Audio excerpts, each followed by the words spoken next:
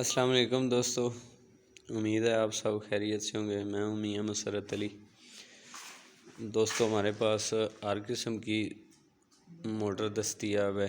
3 face, single phase और हर एक horse power में 5 HP, 3 HP, 7.5 HP, 10 HP, 15 HP और जितनी भी हमारे पास ये मोटर है, ये टेको, बिल्डोर और वेग अमेरिका USA की कंपनियां उसकी मोटरें हैं। बाकी हमारे पास DC वर्म पंप और ये मोटर का बच्चा है। ऐसी सारी मोटरें VFD और जदीद सोलर सिस्टम, बैटरियां वगैरह सब कुछ हमारे पास अवेलेबल है। जिन दोस्तों को कोई मोटर चाहिए हो, पंप चाहिए हो, सोलर सिस्टम लगवाना हो या ब्लोर लगवाना हो तो मियां सोलर सिस्टम से रब्ता करें।